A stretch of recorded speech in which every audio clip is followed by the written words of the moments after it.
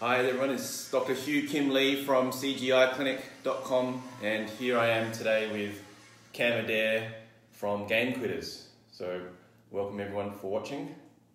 Hey, it's good to see you. So I'm going to share this quickly while you introduce your handsome self.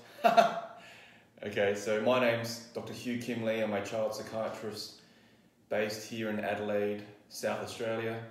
And Cam Adair has been touring around Australia. He's been in Melbourne, Sydney, Brisbane, Gold Coast. Did you go to Perth at all, or Tassie? I haven't been. I spoke in Perth last time I was here, and I haven't been to Tassie yet, but I would like to.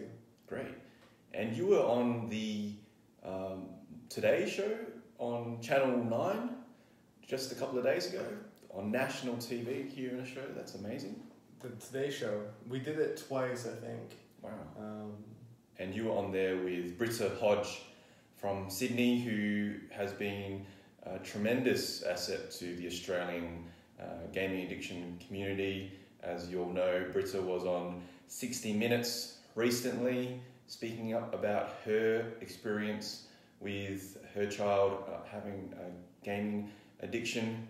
And, you know, you've been travelling around the world and talking, and this is your third time here in Australia. What have you noticed over the 3 times you've been speaking here in front of schools, in front of families and kids in Australia?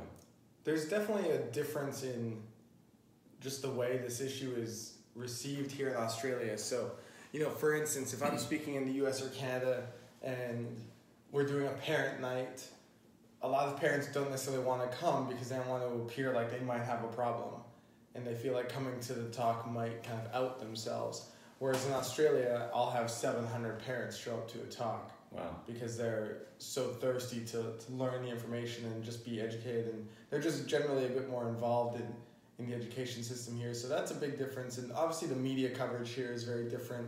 It's very hot here. There's a lot in the US as well, but other than the UK, the issue here is kind of as hot as it comes. So I'm super grateful to have been in Australia, and it's been really good to me, and I'm really excited to come back as well. 700 people. Where was this? That was at St. Joseph's in Brisbane. Great. And you just spoke at the Playford Youth Centre here in South Australia the other day? Yep. So we spoke there, and then on Tuesday coming up, we're speaking at the University of South Australia. It's an open public talk, and information is available. If you go to cgiclinic.com, you'll be able to find that information, or message me on Facebook here, Cam Adair. And yeah, it's my last talk here in Australia for the year, and then I'm off to Lebanon next week. Great, I'm looking forward to it. So it's going to be at UniSA City West Campus, so I think that would be somewhere between Hindley Street and North Terrace.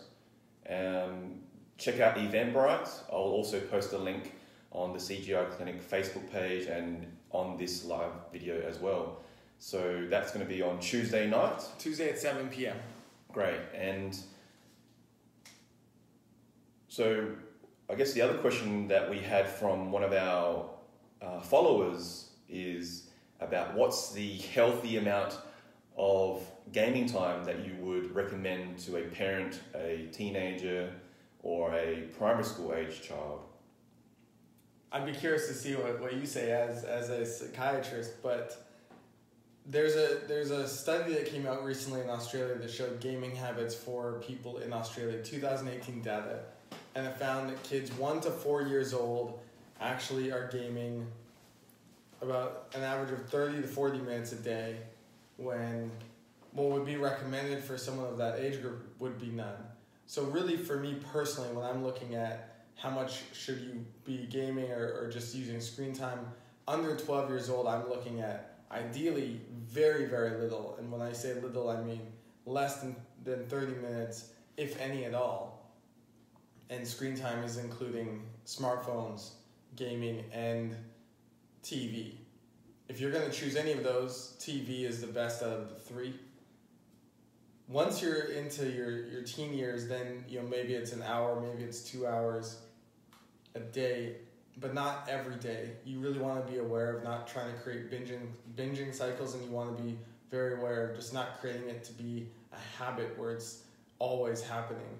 Instead, it's something that, there's a little bit of it, but there's a wide range of balance in other activities, things that are social, things that are outside in nature, physical activity, and things that you can do at home, as well, like learning programming. Or you really want to think about how can you come at it from a creation and not a consumption type mindset.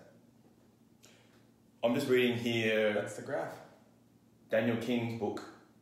Daniel King is a professor of psychology at the University of Adelaide. This book is fresh off the press. Just received our copy this week. And you mentioned the graph. So the graph, I don't know if this is going to come out on Facebook Live. Normally it comes out in reverse. But as you can see, the real peak, the peak there is the ages between 15 to 24. So that definitely fits the demographic that we see. I see around 13, 14, 15 as becoming a real problem. The early high school, mid-high school years. What about you, Cam?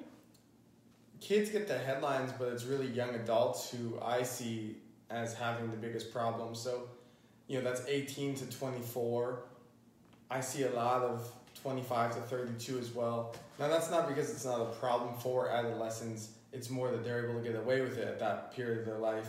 They have supervision, they have structure, they have, to go to school, and they're in sports usually still. But once they get to college or uni, that's where they begin to experience a lot more challenges because they're on their own and they have harder classwork. They actually have to study, and they don't necessarily have the habits developed to be able to do that. Gaming is their habit to deal with stress, so they're very stressed. So they game more, they get behind in class, that increases more stress, and then that's where this perpetual cycle happens where maybe they fail a test, a class, or they fail out of college altogether. So I tend to see 18 to 24 as being the time period where they really start to experience kind of more problematic use, where they're experiencing the negative impact of gaming, but it becomes a problem earlier, and there's a lot of preventative measures that we can do to ensure that doesn't happen.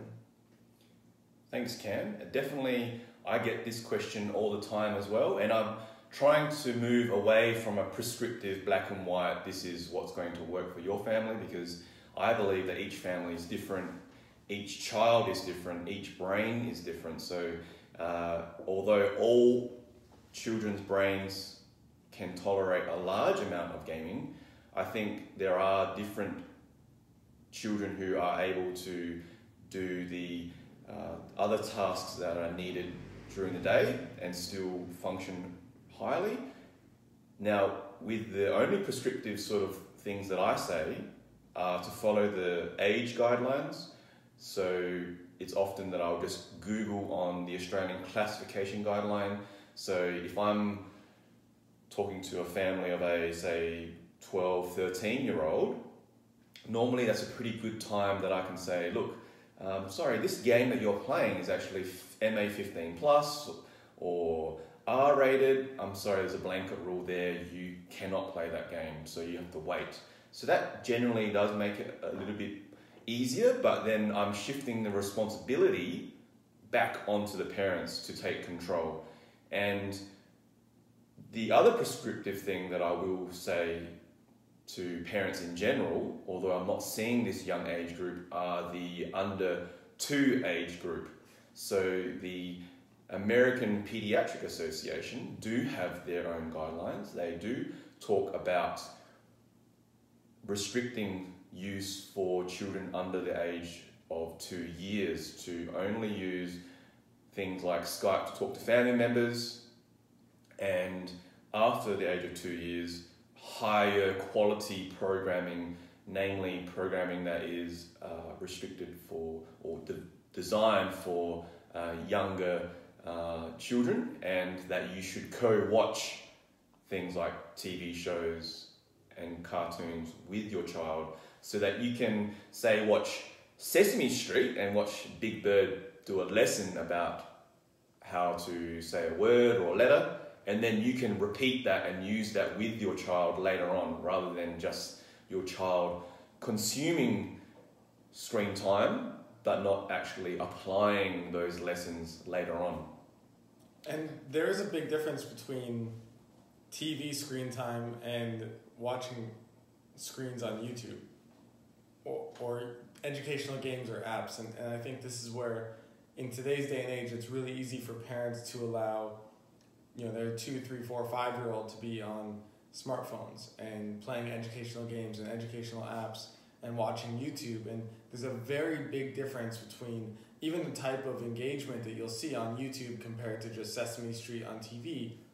Because on YouTube, they're actually identifying and creating attachments with the person who's creating the videos and the characters. And there's just a distinct difference for me in behavior from what I see with kids 2, 3, 4, 5 years old who are using YouTube or who are using smartphones, and what you would see if they were on TV. And just to kind of reiterate the point, before there was TV, before there were smartphones and the internet and games, people managed to deal with their kids at that age just fine. And I think something I see a lot is, you're at a cafe and a couple's trying to have a conversation, and they give their 2-year-old or their 5-year-old the phone, and it's because they're trying to occupy that kid, and it works every time. The kid's going to be fully immersed, paying attention to the phone, not disrupting the parents. And back in the day, you would have just brought a book or a toy or found some other way to keep that kid engaged and entertained without, them disrupting you. So it's something that I think we need to get back to a bit. I think parents need to be more willing to say no, and I just know that this is creating problems from a very early age, and I think that we're not being cautious enough. So any parents out there, just take this on as a responsibility that you have.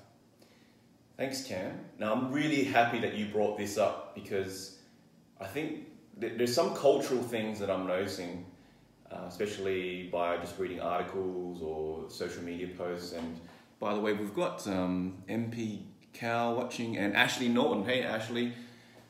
Please do ask any questions and we'll do our best to answer them. But culturally, this idea of, you going out to a cafe or a restaurant and observing and making essentially judgments on other people's behaviour. Now, interestingly enough, there was a Sydney Morning Herald article where a parent reported how they felt publicly shamed in front of the whole restaurant because someone went up to them and said, "Excuse me, we're trying to enjoy our dinner." And it was in response to their 2-year-old who was making a lot of noise. And also the owner of the restaurant went up to them and said, "Oh, here's this table at the back. Would you mind moving there?" And just made that family so embarrassed. So on the one hand, you've got a group of people in our society with an opinion, observing a family and saying, "Oh, you're just giving your child a pacifier, a screen to shut them up. Why can't you just have your child behave themselves in a normal way without technology?" And on the other hand, we've got this cultural thing where we're shaming people publicly for having a child who's noisy. So I think as a community, as a society, we need to come up with some etiquettes that we're not going to be able to please everyone. But I think as a parent, you need to be able to confidently live your life, have a family life, have a social life, interact with people in the community. We don't want you to stay indoors and not go out with your family. We want you to live your life, a real life, set an example, talk to people, and at the same time not feel shamed regardless of whether you're having a screen or not, or whether your child is noisy or not. What do you think about that, Cam? For me, it comes back to parents learning how to manage and navigate their own emotional experience of life and a family, and not just always having the focus be on the kid. And a really big example for me around this is just when kids or parents are trying to set boundaries with their kids about maybe limiting or removing technology access, or just saying no, and then their kid throws a temper tantrum that's so intense that the parent then gives in because they don't feel super comfortable to be able to deal with it. And I think for parents, it's so important that not only, are you maybe seeking professional support for your kid or your adult, your teenager, but you're also doing it for yourself so that you can learn how to navigate your own emotional experience, and you can learn how to set healthy, firm boundaries for your family to keep them, in a healthy, moderate use. And it's just easy to focus on the kids, I think, but miss out on the fact that, this is an experience parents are having and needing to deal with their own emotional experience. And there is a big cultural shift. I was in Sydney recently, about 6 months ago, and I was hanging out with a cousin, and he has a 5-year-old son, and they were the only family in the area to not have an iPad. And it wasn't other kids saying, hey, your son needs an iPad, or it wasn't even their son saying, I need an iPad. It was other parents in the area saying, what's the big deal? Just get him an iPad. Like, he's 5, it's fine. And there's a really strong, cultural pressure, peer pressure, from whether it's parents or it's students or kids or tech companies even, that's having a really big push into influencing you and your family. And tech companies saying that the iPad is the next great thing for education, which is a really strategic way, really smart way to get schools to do bulk orders of 1,200 iPads and doing that all across the world. So we have to be able to discern where people's motivations are, and we need to be able to discern what's the peer pressure happening. And ultimately, for families, what are your values? What are your guiding principles? What do you really want to create for your family life? Because ultimately, that starts with you. Yeah. And I think that's really key, and that's something that I'm going to mention with regards to Coralie Williams' question about how many hours of screen time is healthy for a teenager. And I think using that idea of family values is super important, and something that I'm using a lot clinically now, instead of prescribing a certain number of hours, because the values should answer for your family in all situations, how you're going to respond or how you're going to act or make a decision at that point in time. So I would be recommending, Coralie, that you speak to your teenager about their values and your values, and have an agreement, because sometimes the expectations are different, but you have to be able to agree on some ground. And in the end, I think the parents should have the last say about what values they would like for their household. So if in the end you disagree, then you will have to essentially assert your authority in your family about valuing things like family time, dinner time. So the things that I would prescribe would be 1 hour during dinner time, there's no screen time. So if you finish your dinner early, you still don't have screen time. That means your child can't gobble down your steak and 3 veg and then run off and play their game, so that they're digesting not only their food, but digesting the time that they're having with your family.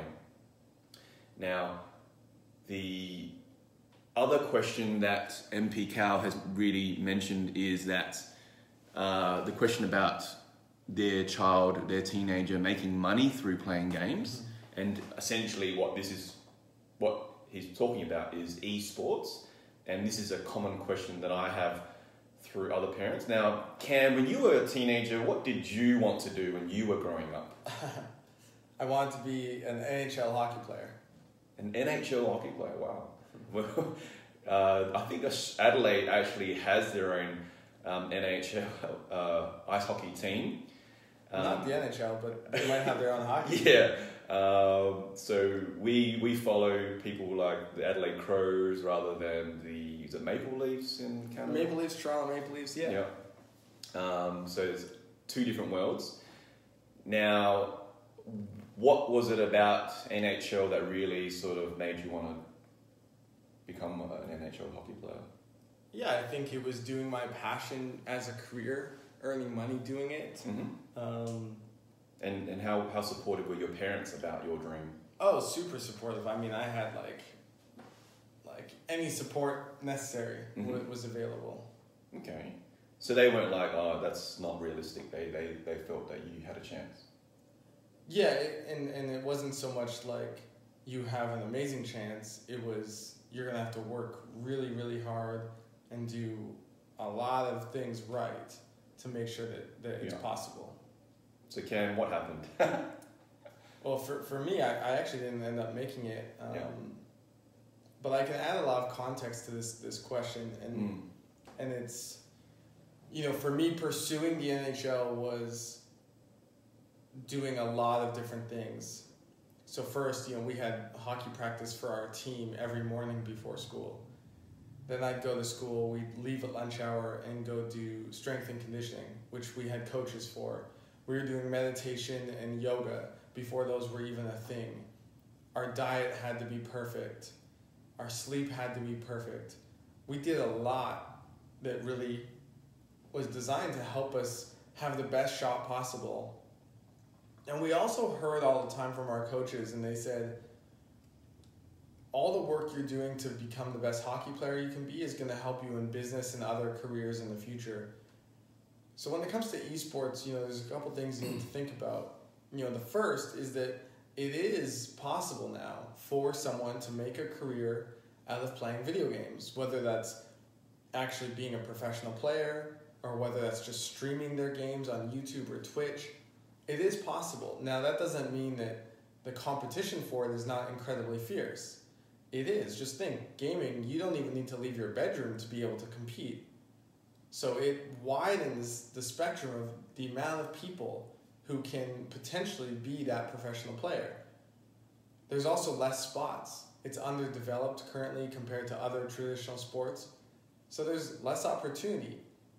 That doesn't mean it's not possible, but we need to understand the chance. Now, when it comes to the chance, what's really important is that we're leveraging that. So for parents, you want to be thinking about how do you not necessarily shut down their dream of being an esports star, but how do you allow them to treat it as a profession if that's what they're going to do? There's a distinct difference between playing video games in a dark room, isolated, sitting in a chair, staring at a screen for 12 hours a day, and being outside in the sun, moving around, playing soccer for 12 hours a day. Those are very distinct, regardless of whether or not you can professionally succeed as a career. Those aren't sitting in a room isolated is not very healthy for you. So any desire for any kind of professional career around esports or gaming has to come with this knowledge of what are all the things around gaming that you're doing to ensure that you're successful. Are your grades perfect? Is your exercise and time in nature perfect? Is your diet perfect? What are your mindsets like? Are you able to manage your time? Are you able to stay focused? Are you focusing on the 80-20 principle, which is Pareto's principle? It means that 20% of your efforts create 80% of your results. So what's the 20% of gaming that's leading you to have that opportunity to be a professional, not just, okay, well, I want to be a pro gamer, so I'm now going to justify my excessive use because of that. That's not going to work for me. But can you show me a business plan? Can you show me a marketing plan? Can you have a weekly or bi-weekly, monthly review with your main investor, which is me, your mom, about how it's going? Can you show me actual numbers? Can you show me growth? Can you show me what you've done over the last month or 2 weeks to be able to improve? Can you actually show me these things? And if not, then they're bluffing. And the beautiful thing about this is that either you use this as an opportunity to help them have a project where they're motivated and they're learning about business and they're really taking it seriously as a professional now, or you call their bluff and they kind of they ruin it for themselves because you gave them the opportunity to be their first investor, to be the person who says, I'm going to support you, but I'm also not going to just allow you to game for 12 hours a day. I'm going to allow you to learn how to treat this as a business. And, the final note on that is that if they're going to be a pro gamer or they're going to be a streamer on Twitch, then they're going to be meeting brands and doing partnerships. So if your son or daughter thinks that they're going to be able to show up to these brand meetings with Microsoft, having not showered for the last 2 weeks, wearing the same clothes as the last 2 weeks, they're fooling themselves. So again, these are opportunities where they can learn things like hygiene and business and accountability and hard work. And that's a completely different approach than just continuing to argue with them about whether or not it's possible or not. Because ultimately, it is possible, but that doesn't mean that they're probably going to make it. So we want to make sure we have a balance of opportunity. Yeah. Oh, this is just opening this discussion wide open, and I hope you guys stick around a little bit longer. And I would like to, if that's okay, just talk about my experience talking about esports. And I must admit, as a psychiatrist, I don't know if this is the right thing to do, but I've actually been, I think, crushing dreams about esports and being realistic about it with parents. And I think for me as a psychiatrist, I see people when they need help and someone has identified their child as having a problem, usually not going to school and not meeting their daily activities or their emotional needs or their family needs.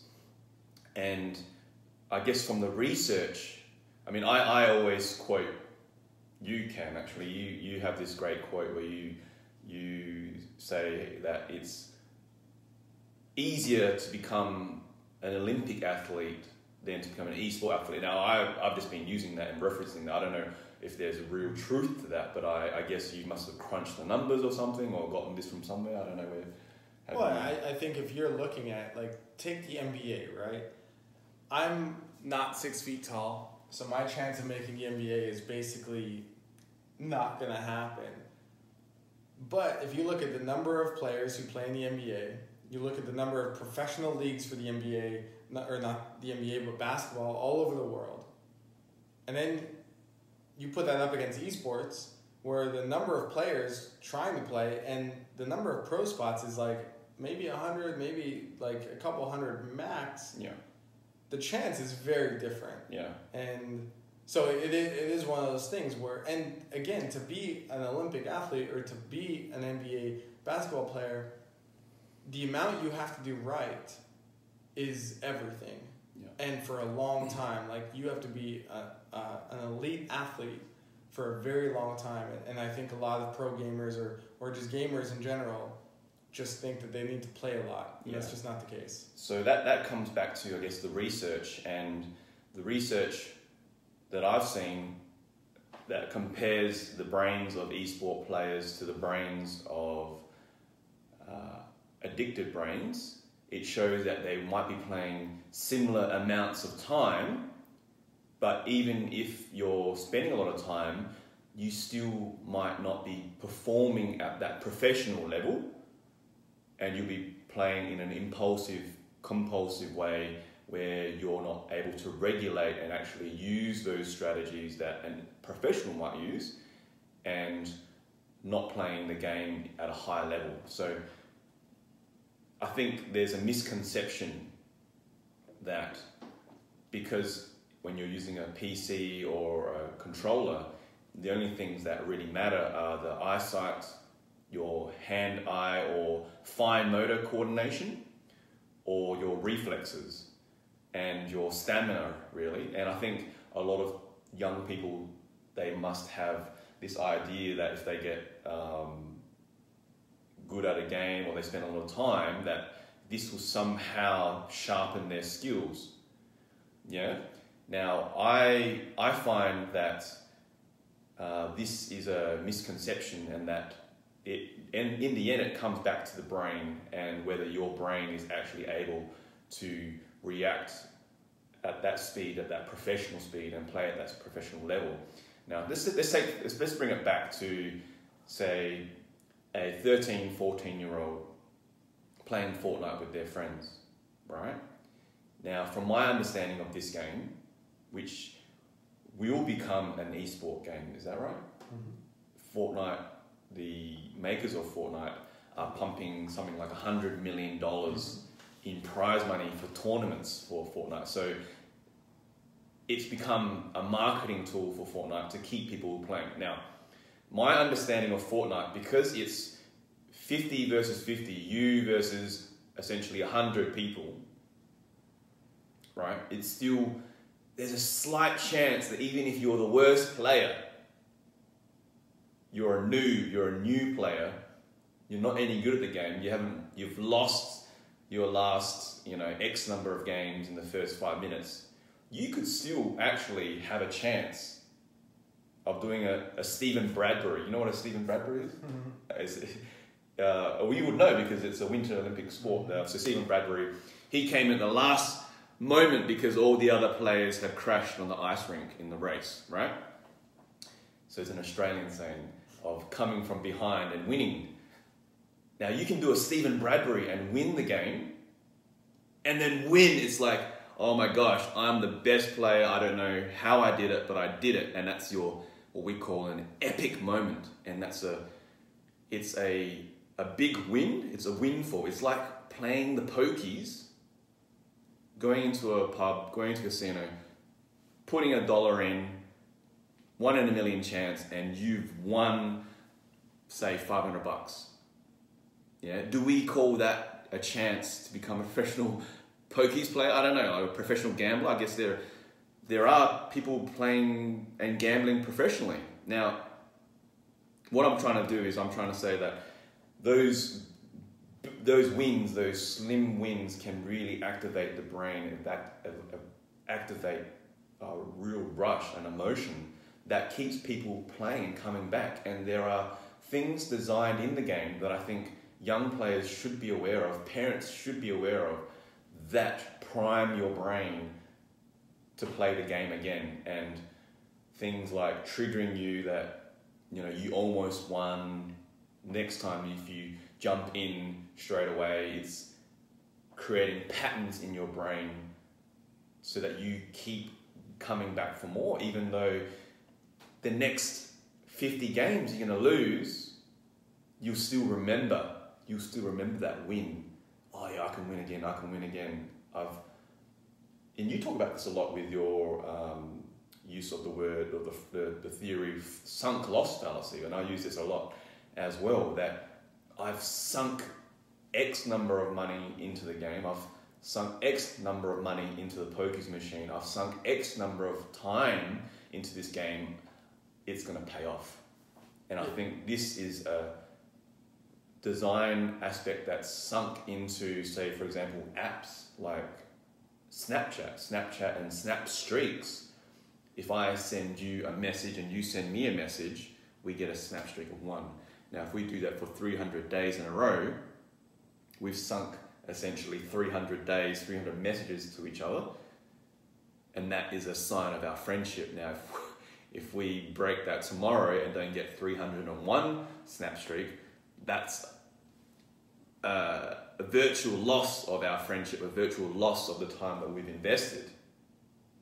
So it's just, in the end, persuasive design that's meant to persuade you and your family, you and I, to keep using this technology, and we need to be aware of this, I think. And it's just awareness that is what's so important at the beginning, is understanding how these games and these apps are designed, understanding why maybe your teenager or child is playing as much as they are, and that gives you a lot more information to be able to come back and start to have an influence on it. So just the best thing you can do is become educated, and we have a lot of resources on gamequiz.com that can help you do that, for parents, for gamers, for mental health professionals. And if you're in Adelaide, we're doing my last talk in Australia, for the year, is in Adelaide on Tuesday, November 13th at 7 p.m. at the University of South Australia West campus. And there'll be a link in here as well. And maybe we just answer one last question from MP Cow about parents don't know much about the game world and technology. How can we assist the children or teens to make the right choices in games? Now, this is a great question, and if that's okay, I can just steal the limelight from you, Cam. You're a great speaker. I just remember back to when I was being parented by my own father. My father's name is Vin, and he was a social worker in the Vietnamese community here in Adelaide. And I remember key parenting moments. For example, in primary school, I was hanging out with the bad kids who would get detentions a lot, get in trouble. And my father essentially gave me the responsibility back. He said, Kim, you're hanging out with these friends. You can hang out with them. They're your friends. I'm not going to get in the way of that. But it's your responsibility to show them the right way, to show them what to do. And I guess what I'm trying to say is that in the end, there's going to be a shift somewhere within your parenting. There's different stages of your parenting where you'll be more authoritative and prescriptive and locking things down and drawing the lines and setting limits. And then eventually, as a parent, you're giving your child more and more responsibility and giving them the reins for how to manage their time, how to manage their emotions, how to manage their relationships and their schooling, and how they even behave in games. Now, the question you're asking, MP, is that parents don't know much about the gaming world, and that's true. I think there's a real disparity, different changing levels, and really by watching these videos, a lot of parents who come and see me in my clinic, I go to them, how did you find out about me? Because my details are quite restricted to professionals to make referrals. And they'll say, I watched your video, or I Googled you, or I Googled gaming addiction and you came up, and they actually watch these videos with their kids. And I find that this is why I make these free live videos, because I know that there's a family on the other side watching this and having a discussion. And a lot of the time they're bringing their kids to see me, and that I'm essentially diagnosing what things they can make different in their family, and then I'm giving them, from a research and clinical point of view, here's the reason why you're in this situation, here are some suggestions. Go off, seek the extra family therapy, go off and seek the individual therapy, go off and set those strategies, go off and do these other extracurricular activities, go off and restrict this amount of time on these days. And I think there is a lot of information out there. It's about digesting that information, reaching out, go to that gaming addiction Facebook parenting group. There's a lot of parents out there who are sharing their stories. And in the end, seek professional help. Either use the Game Critter parenting manual, or get a referral through your GP to see a therapist, see a specialist about this problem. And if you look hard enough, you will find that help. In the end, you still need to digest that information, and then you get your child on board as well. So it's a tough job out there being a parent in today's world. There's a lot of things making it an uphill battle. But did you have any last comments, Cam, about that? The biggest thing is just there's a ton of ways that you can learn more about games nowadays. You can take whatever game your son or daughter's playing, type Fortnite gameplay into YouTube, or go on Twitch and select Fortnite and watch other people play it, and quickly you'll be able to pick up how the game is played and what some of the different mechanics are within the game, and you'll be able to learn a lot about the actual game and maybe why your son or daughter is so drawn to it. You can even ask them, like, what is it that you like about the game, but doing it without judgment, with an open mind, and really trying to learn more about why is it that they're so drawn to these games. And by understanding that more, you'll be able to then hopefully redirect or understand what is it fulfilling for them.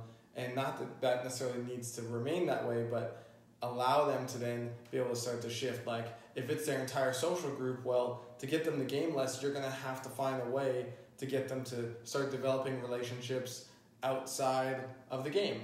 And so that might be group activities or sports, that might be something else, but you have to learn what needs these games are fulfilling for them, what mechanics these games are using, and there's so many opportunities now to do that online, whether it's on gamequiz.com or somewhere else.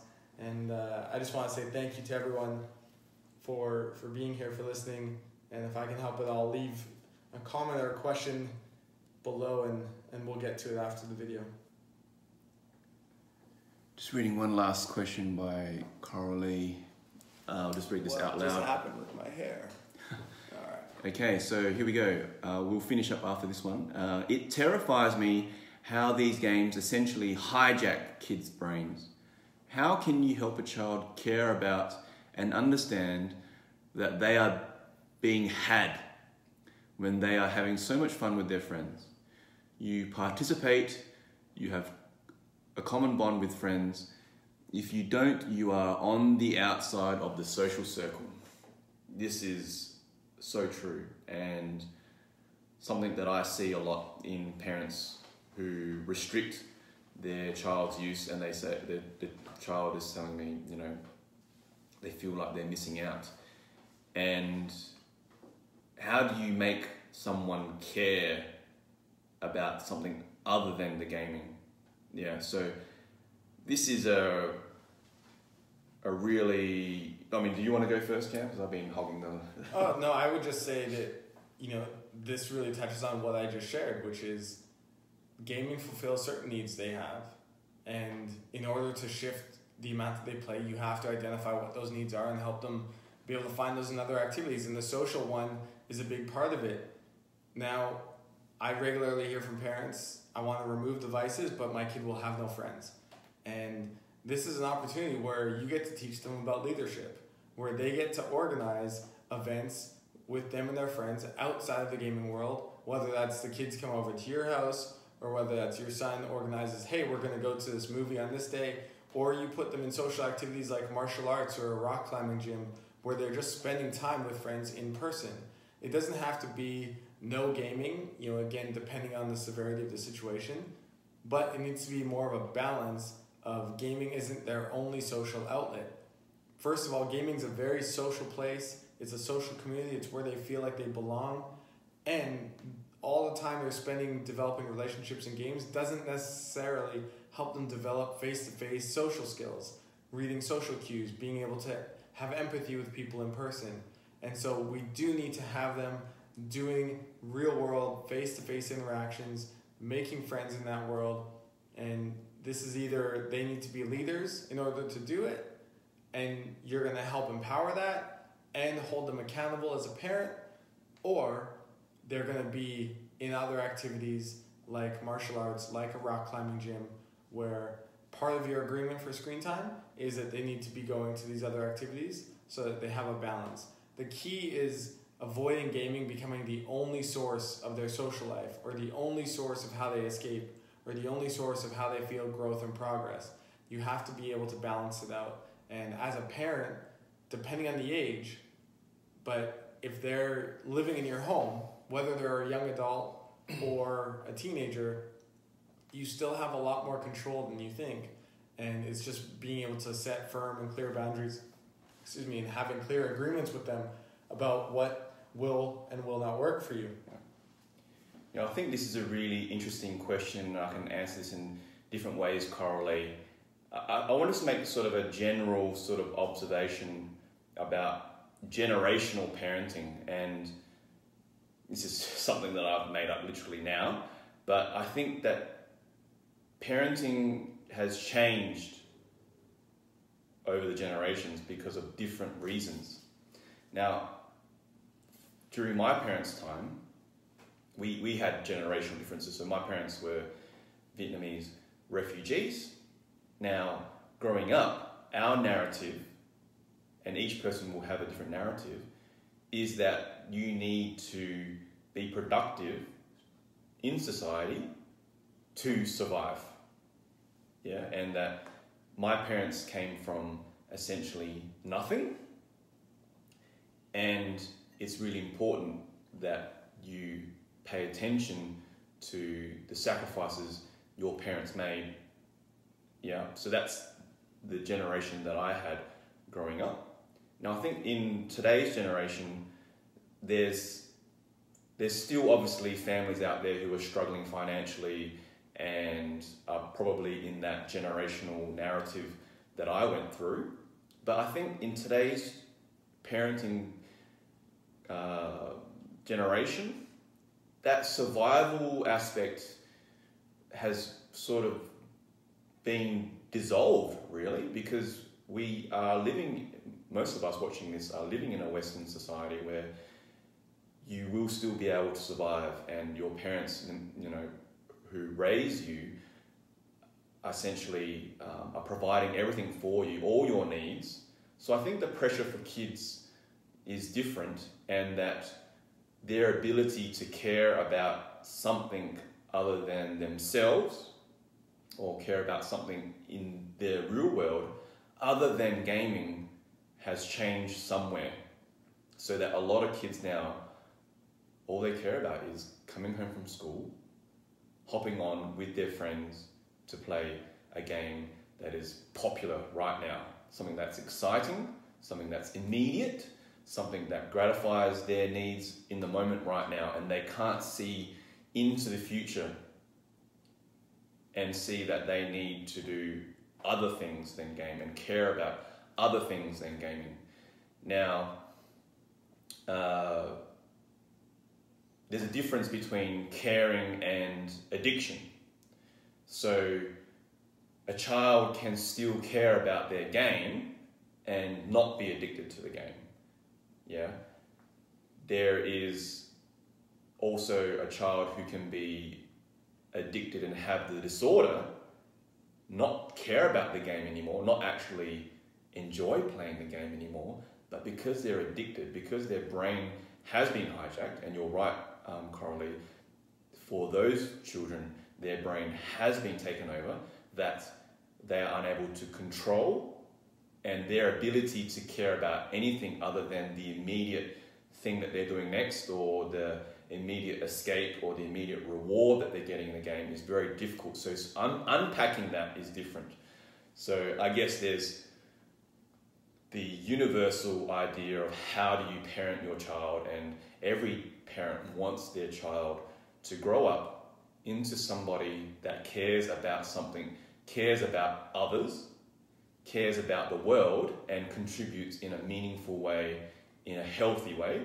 And then there's, how do I unpack my child who I didn't realize was developing an addiction, developing a disorder, and I didn't realize that these devices, these games that they were downloading into our household, into our family, has rewired their brain to the point where they're playing with negative consequences. So that's just me trying to unpack some very complex ideas on a Saturday morning, and we got more people watching. What do you want to do, Cam? Should we? I'm dead.